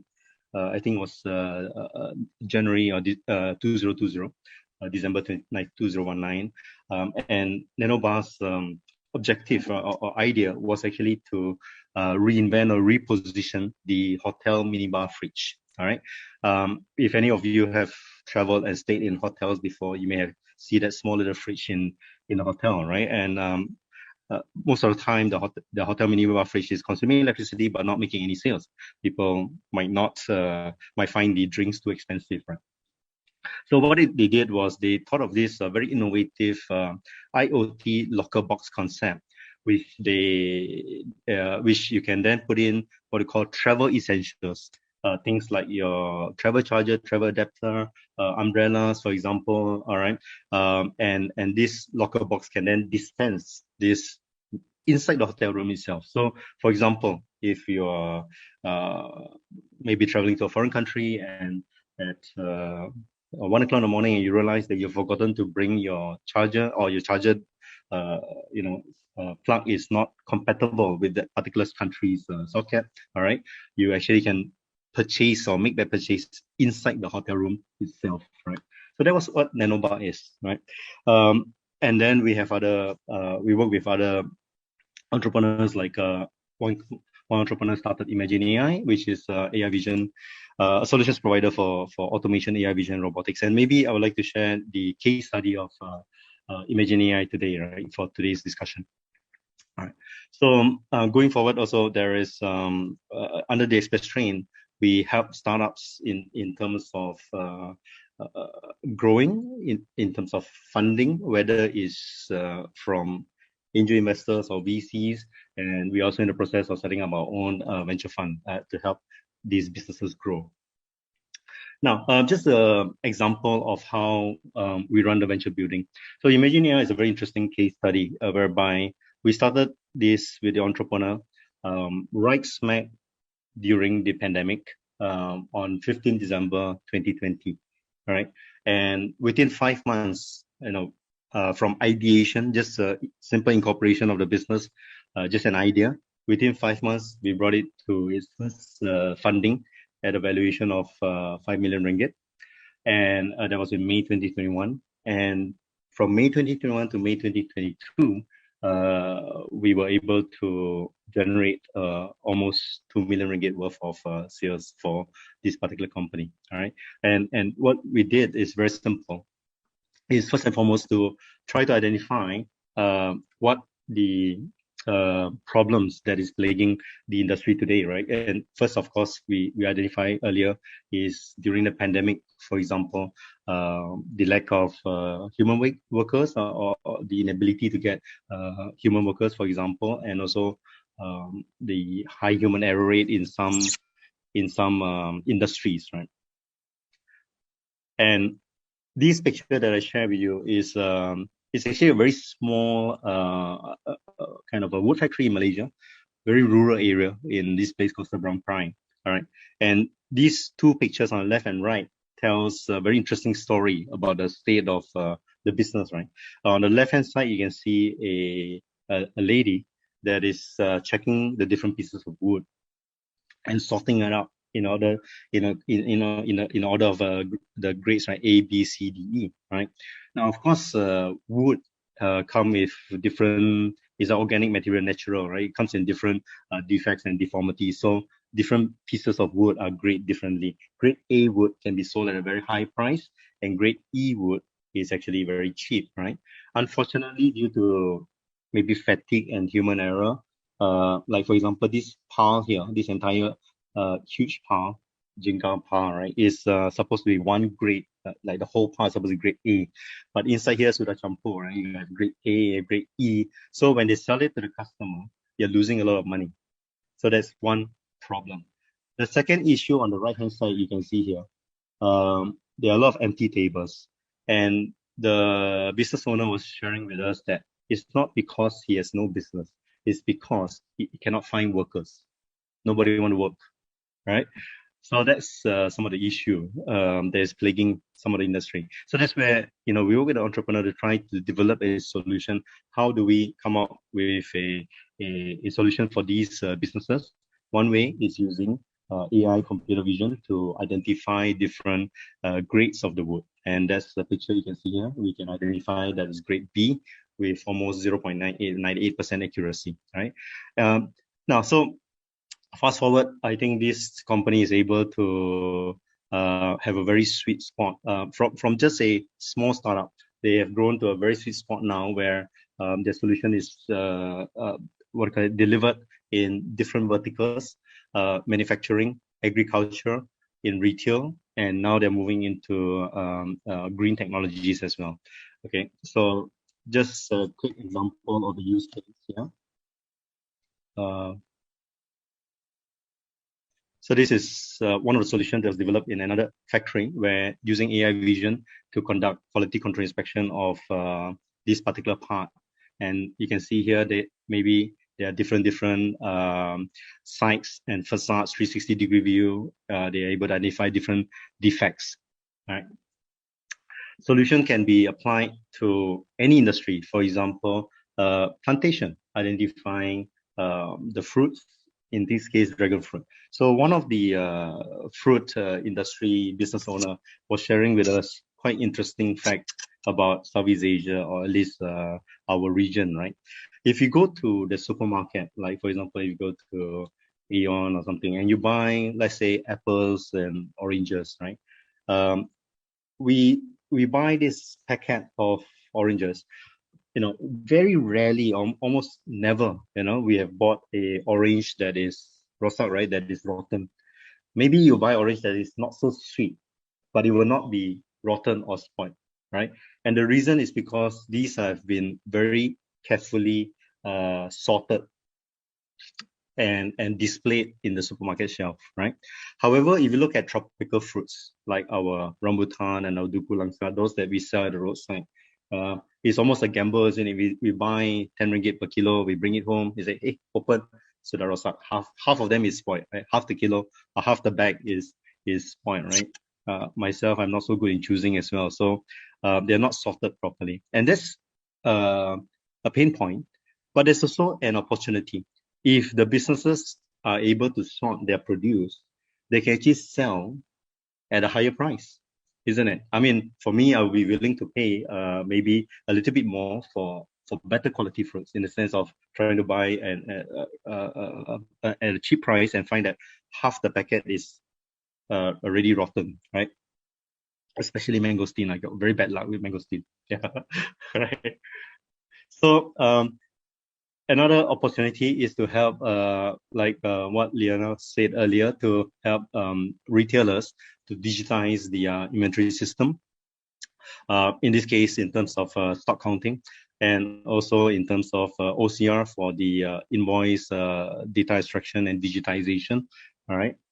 So that's, you know, again, in the retail industry, I think maybe for the point of sale, to some extent, is already quite digital. Most places already have that point of sale system.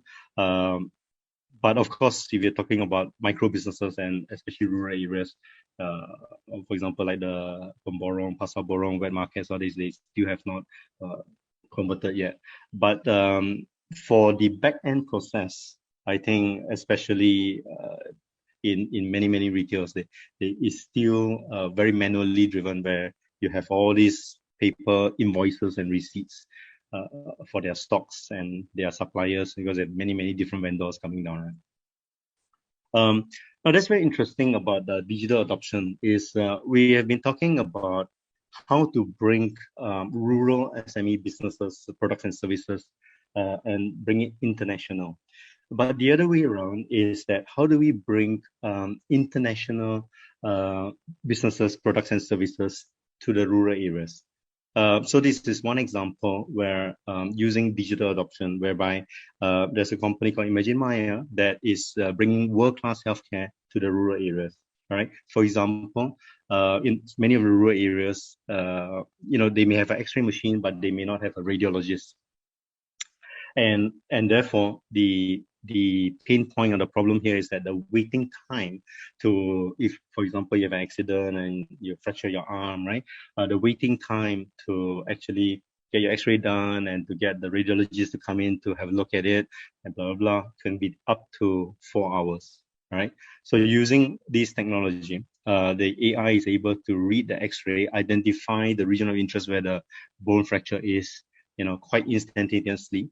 And maybe using internet technology, ICT technology, to share this with radiologists in the city area, and you know, within a few minutes or less than half an hour, the radiologist are able to make a diagnosis for the patient in the rural area. So that's the other way around, where we can bring digital, you know, digital products and services to the rural areas. The other way around, right? So now coming back to the why part, right? It's really to help share the knowledge and to help maybe communities and the people in the rural areas understand what these technologies are first, share, or how we can use it. And then if they're interested, right, we can then point them in the right direction, how to acquire the knowledge in terms of upskilling and training. So one example is this individual called 𝗓𝗪𝗧𝗏, where with no background, no training, prior training at all, he can actually suddenly become a data scientist in a very short period of time. And how he managed to do that is really, just about upskilling, training, in his case, learning on online classes, and then putting into practice by doing projects, right? So coming back over here is, okay, this is just about Imagine AI. So there are lots and lots of opportunities I would like to share with anybody who's interested, whether you're a student, whether you're a young adult, or a business owner, or a working adult, so to speak, right, who wants to seek better employment or upskill yourself. There are lots of opportunities today in Malaysia over here. Our Malaysian government is actually rolling out a lot of programs for upskilling and also tackling the unemployment issue that has maybe affected the country over the last 2.5 years during the pandemic, COVID-19, and maybe due to the border closures as well. They've come up with a lot of programs. You have different Penjana programs, you have MyStep program, we have this Parentis program. All these programs are fully funded by the government through sponsorship, right? And anybody who's interested can apply. And there's so many different programs, everything from technician level operator, machine operator, to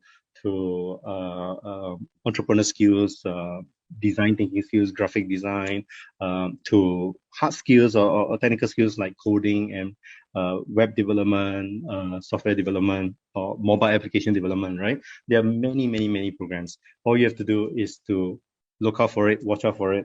And if you're interested, apply for it. It's free, right? And learn something new. Have the opportunity to learn something new, and then after that decide what you would like to do, whether you want to pursue this as a career option or whether you want to start your own business, right? And again, in today's world, with the use of technology, anybody can work anywhere from with any company from anywhere, right? This is you can be gig economy workers. We have Malaysian, for example, graphic designers doing jobs for US companies, right? So that's the beauty of the technology. Just to learn something new and you can put it into practice straight away. All right, and even earn US dollars, right? So the opportunity is huge. ICT, AI, computing, right? Over the next few years, this is a huge market. Right, and yeah, this shameless advertisement. If anyone is interested in any of the programs that are sponsored by the government, just drop us a line or drop us an email. There are lots and lots of programs. We just concluded one. The registration application for the Parentis just closed on the 25th, and the program is going to start on the 1st of July. However, there will be more programs coming up, and again, all these are fully sponsored by our government. So please look out for these programs if you're interested. Yeah, thank you very much.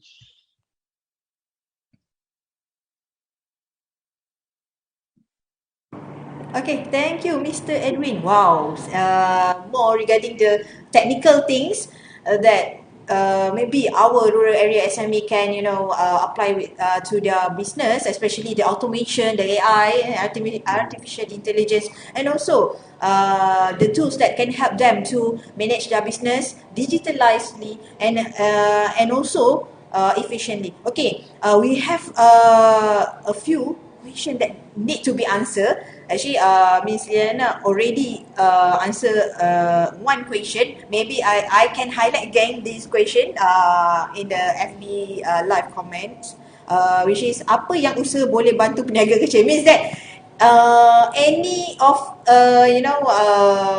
opportunity or subsidies or training or tools that can be give to our SME yang boleh bantulah. Maybe most of you know, actually Mr. Edwin already answer it, but maybe from others panels like Mr. Shaw. So cakap. All right. So the question is, do you have any subsidy, right, to help how to? I mean, because to get people started, because I believe a lot of people are asking, right? So I'm new, right, or I don't have a lot of resources. So how do I get started? Because we have been sharing a lot of things, right? So I think the first thing is, aside from getting subsidy from the government, right, you can join a community or an online community. At least, like people like actually we have another community called 𝗓𝗪𝗧𝗔𝗥, where it's free, right? By the way, it's free. So the goal is actually to help people, to help those who don't have budget and they want to learn how to get started on the online marketing journey to join us. So there we'll mentor you on how to get started on all the digital stuff. Things like, example, getting a website done, creating a Facebook or a Google, whatever, right? The IG. So I think that's the first thing you can do, right? Without subsidy. All right. So that's something that I can share with you. Yeah. And actually, in the FB Live comment, actually Miss Liana already answer regarding sekarang ni banyak bank pun ada subsidi untuk peniaga kecil adopt teknologi seperti UOB, Jom Transform Program, Alliance Bank, Public Bank and Maybank pun ada similar program. Actually, also SME Bank, if you know, audience that nearby the Pekan Rabu, we have booths, SME Bank booths, SME Corp booths, and also a few agencies that already give a few, you know, not only subsidy but also loan and also financing that can help you to upgrade your business through the digitalizations and also automations. Okay, for second question, okay, this for Mulika. How do I funnel the customer? What tools do you suggest? Today we have two questions from from Mr. Helmi Basri. How do I funnel the customer? And what tools do you suggest? So, how do you find your customers is by understanding what are the products that you are using. That's number one. And then when you know that what are your products that you are using, then you need to search of like who will be using these products and what are the age. Let's say if the age is a very youngsters, like let's say teenagers, right? Teenagers, then likely they won't be using Facebook because Facebook usually those are 25 and so. So teenagers, then you need to find them in Telegram, or not Telegram, sorry, Instagram or TikTok, right? These are the place where teenagers are hanging out. If your product solving problems or giving the desire for those who are 30 and above, then likely they will be in Facebook group. So how do you find customers? Like I mentioned, the easiest to start is using Facebook ads, where you need to register with Facebook, how to open the Facebook ads account. You can go to Google, how do I open Facebook ads account? There are tons of information on how you can open the Facebook ads account. Then followed by using either landing page or sales page to actually capture the prospects. So then after that, you can follow up. So landing page, there are also tons of landing page, let's say Wix, that's one of them. Lead pages, that is also one of them. Sales funnel, like a click funnel, that is also one of them. And then what kind of tools to store the leads? You can use GetResponse or Aweber. Those are the tools that you will need to actually store your prospects, contacts. Okay, I hope I answer the Helmi question.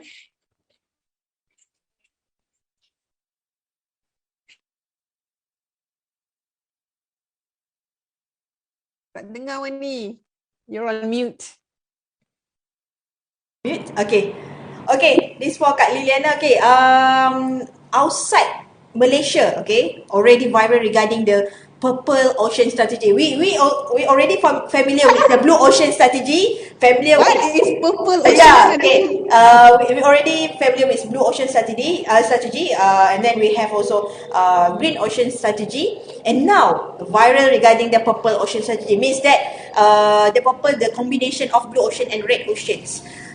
Means in the Red Oceans now many entrepreneur, many product that clash each other because of the similarities products, okay, and how they use the Blue Ocean strategies to absorb and also apply in the Red Ocean strategy. So is it okay? Adakah this Purple Ocean strategy is good for our SME?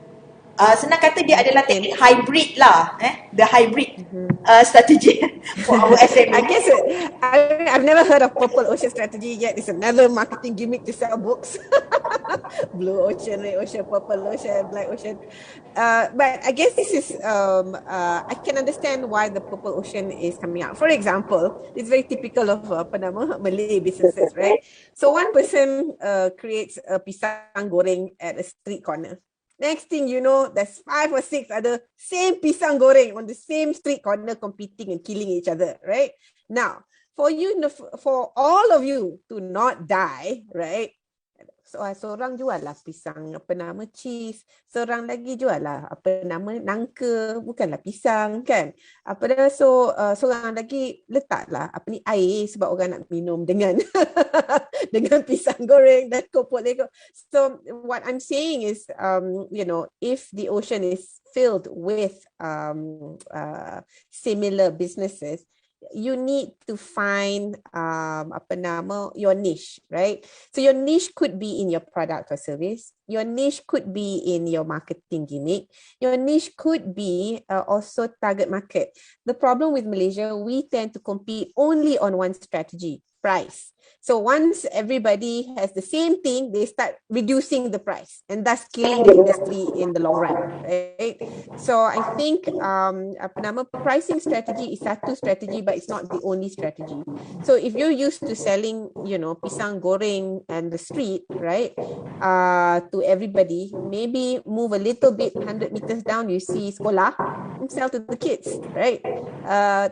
It's the same pisang goreng, it's a slightly different market, target market, but you're still selling the same pisang goreng. So when you're talking about purple strategy, what is your blue strategy in a red ocean, right?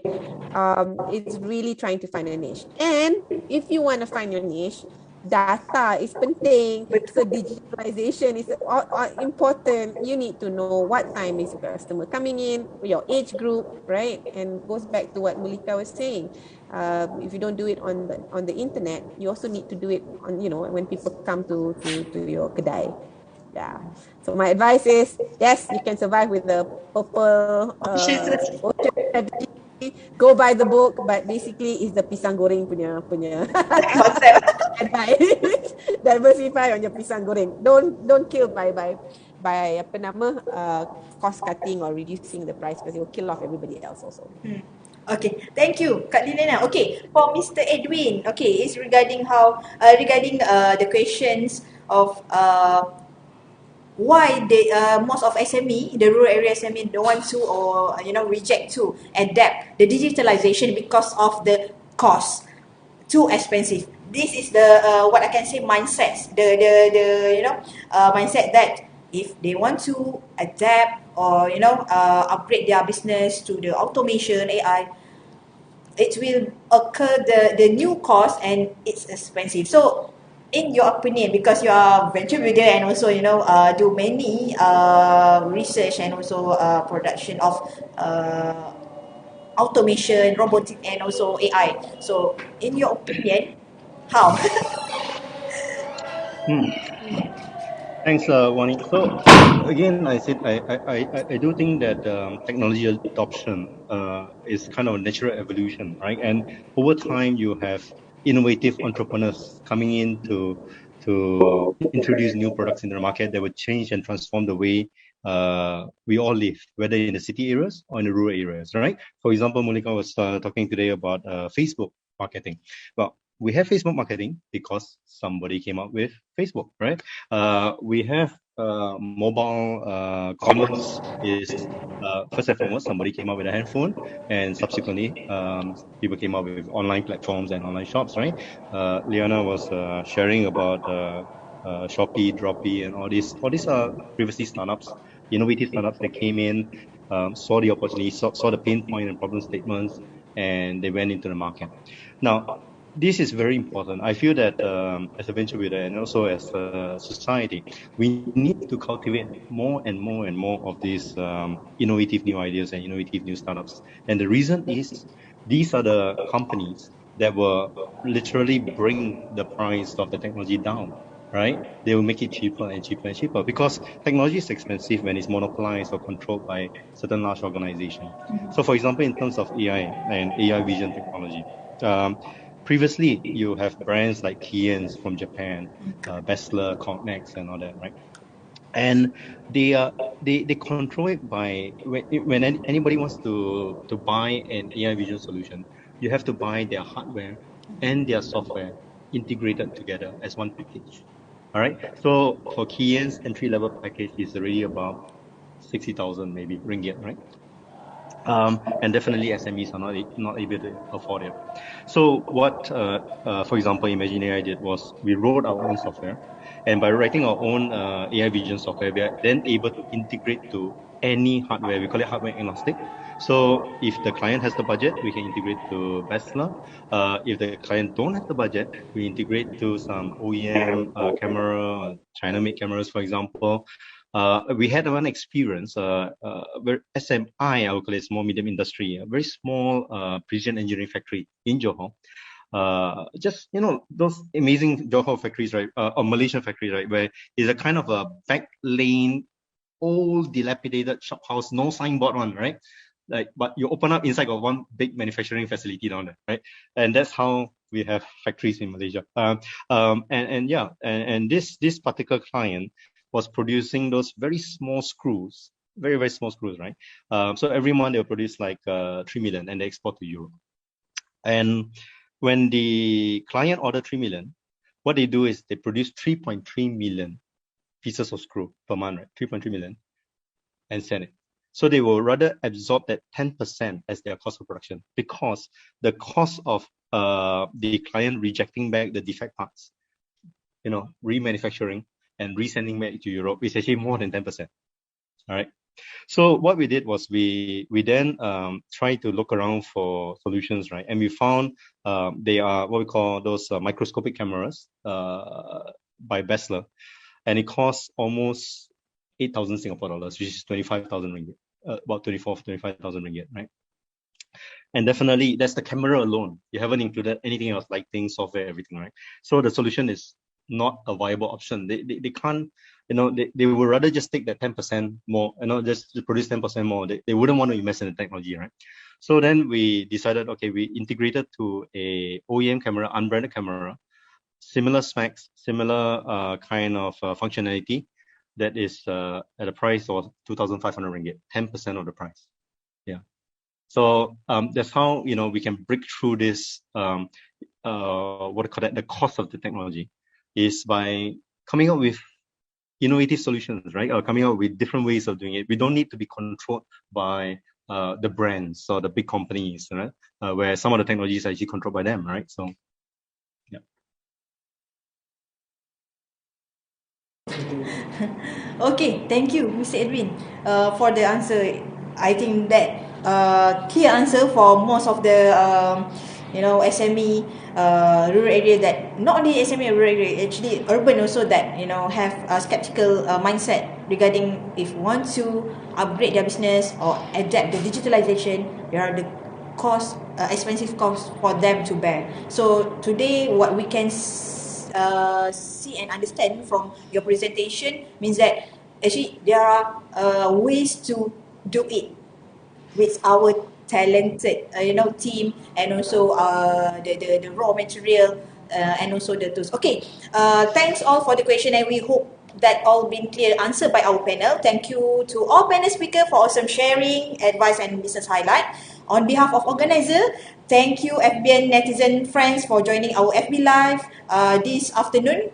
From early session till now, and from me, I apologize if any technical problem occur during the preparation and others. So yes, we will see you next events. Okay, with our all panel. We hope that our session for this morning, first session, and also the second session for this afternoon gave you more knowledge, more experience, and also more impact to your business to focus on the digitalization. So see you again, and thank you for all. Bye. Dengan cabaran sekali dunia dan masih membawa hasil tanah, hasil bumi ini boleh memberi pulangan untuk kita. Pasaran ni saya tak nak di Malaysia, saya nak keluar negara. Penat tu memang biasalah pada saya, tapi dia punya hasil dia memang merasakan. Yang penting sekali, tekadkan diri apa yang kita buat biar seringgit tapi hari-hari